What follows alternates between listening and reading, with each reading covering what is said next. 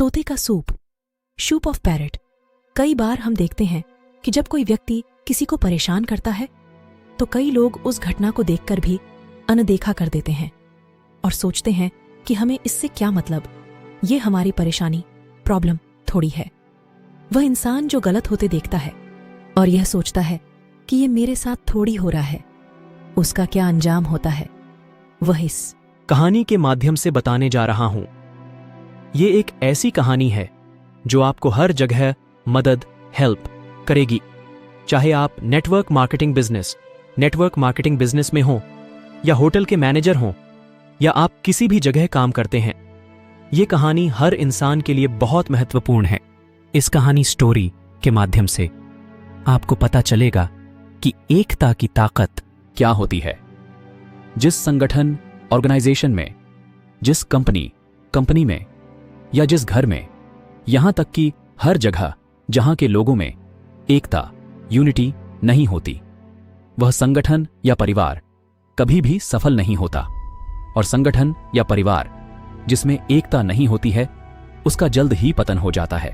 चलिए कहानी की तरह चलते हैं। भारत के लोग बड़े ही शौकीन होते हैं, और ये बात सिर्फ अभी की नहीं, जब राजा महाराजाओं का समय था तब से ही राजा महाराजाओं के शौक के बड़े चर्चे होते हैं। राजा महाराजाओं को जानवर पालने का बहुत शौक रहता था, और आज भी लोगों को पालतू जानवर पालने का बहुत शौक होता है। एक व्यक्ति था जिसका नाम था धन्ना सेठ।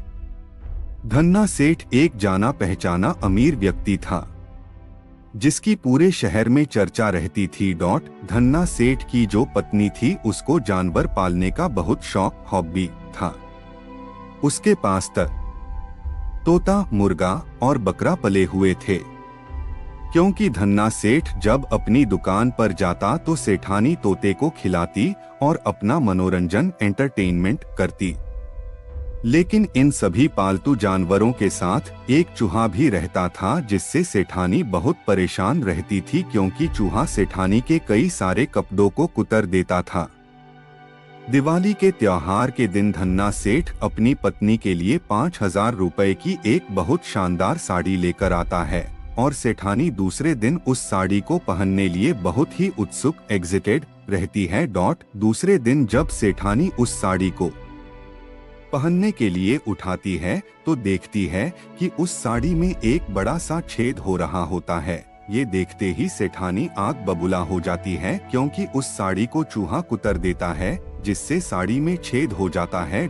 ये बात धन्ना सेठ को पता चलती है तो धन्ना सेठ सेठानी से बोलता है, गुस्सा मत हो, मैं दूसरी साड़ी ले आऊंगा और चूहे को पकड़ने के लिए चूहा दानी ले आऊंगा। दूसरे दिन धन्ना सेठ चूहा दानी ले आता है। चूहादानी को देख चूहा डर जाता है। चूहा भागते भागते तोते के पास जाता है और तोते से बोलता है, तोता भाई घर में चूहादानी आ चुकी, मुझे पकड़ने के लिए कुछ करना पड़ेगा। तो तोता बोलता है, चूहादानी तो तुझे पकड़ने के लिए है, मुझे उससे क्या। और तोता उसकी मदद नहीं करता। चूहा भागते भागते मुर्गे के पास जाता है और मुर्गे से बोलता है, मुर्गा भाई घर में चूहादानी आ चुकी, मुझे पकड़ने के लिए कुछ करना पड़ेगा। तो मुर्गा बोलता है, चूहादानी तो तुझे पकड़ने के लिए है, मुझे उससे क्या। और मुर्गा भी उसकी मदद नहीं करता। फिर चूहा बकरे के पास जाता है और उससे भी यही बोलता, पर बकरा भी चूहे की मदद नहीं करता। अब रात होती है और सेठानी चूहे का इंतजार वेट करती है कि कब चूहा चूहेदानी में फंसे और कब वह अपनी नई साड़ी को कुतरने का बदला ले। कुछ देर बाद अचानक से खट की आवाज आती है और सेठानी जल्दी में बिना लाइट चालू किए चूहादानी के पास जाती है। जैसे ही सेठानी उस चूहादानी को उठाती है तो उसे एक जहरीला सांप काट लेता है, जो चूहे को खाने के लिए आया था और चूहादानी में फंस गया था।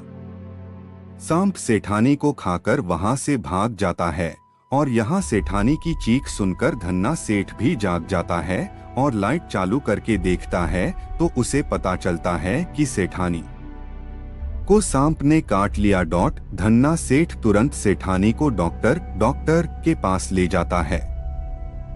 डॉक्टर सेठानी का चेकअप करता है, फिर बोलता है कि इसका इलाज तो बहुत मुश्किल है क्योंकि सांप बहुत जहरीला था। और डॉक्टर बोलता है कि मैंने ऐसा सुना है कि अगर सही समय पर तोते का सूप मिल जाए तो सेठानी को बचाया जा सकता है, लेकिन तोता इतनी जल्दी कहाँ से मिलेगा। तो धन्ना सेठ बोलता है कि हमारे घर में ही तोता है, और फिर उस तोते का सूप बनाकर सेठानी को पिलाया जाता है। और वो चूहा देख रहा था। फिर जब सेठानी थोड़ी ठीक हुई तो रिश्तेदार मिलने आए, तो धन्ना सेठ सेठानी की खुशी हैप्पी में घर पर छोटी सी दावत पार्टी देता है। और दावत में अब कढ़ाई पर चढ़ने की बारी मुर्गे की थी, और मुर्गे का चिकन बनाकर रिश्तेदारों को परोसा जाता है। और वो चूहा देख रहा होता है और बोलता है, अगर मेरी बात मान ली होती तो ये सब नहीं होता। और कुछ दिनों बाद जब सेठानी बिल्कुल ठीक हो जाती है तो रिश्तेदार बोलते हैं कि इतना जहरीला सांप था, सेठानी की किस्मत बहुत अच्छी थी। और अब सेठानी बिल्कुल ठीक हैं। तो धन्ना सेठ सेठानी के बिल्कुल ठीक होने की खुशी में एक पार्टी रखता है, और उस पार्टी में मटन बनाया जाता है। और इस बार कढ़ाई पर चढ़ने की बारी उस बकरे की थी। और चूहा ये सब देख रहा था और सोच रहा था कि अगर इन्होंने मेरी मदद की होती तो ये भी जिंदा होते।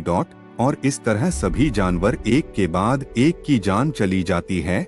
लेकिन अगर उन्होंने चूहे की बात मानी होती तो सभी जानवर ठीक होते। लेकिन उन्होंने एक दूसरे की मदद हेल्प नहीं की, जिसका परिणाम रिजल्ट ये हुआ कि वह सब के सब मारे गए। अगर वह सभी एक साथ एकता यूनिटी में रहते तो सभी जिंदा होते। सीख मोरल, इस कहानी से सीख मिलती है कि अगर हम एकता में नहीं रहते हैं और एक दूसरे का साथ नहीं देंगे तो हमारे साथ भी यही होगा। हमें कोई भी अकेला समझकर फायदा उठा लेगा।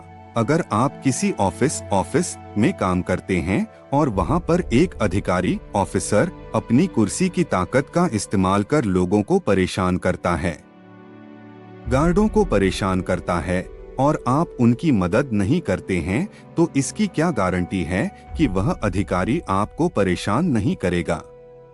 और ऐसा जरूर आएगा, क्योंकि पूरा स्टाफ अगर एकता के साथ नहीं खड़ा हुआ तो वह अधिकारी सबको परेशान करने लगेगा। अगर वीडियो अच्छी लगी तो लाइक एंड शेयर कर देना और चैनल को सब्सक्राइबर कर देना। धन्यवाद।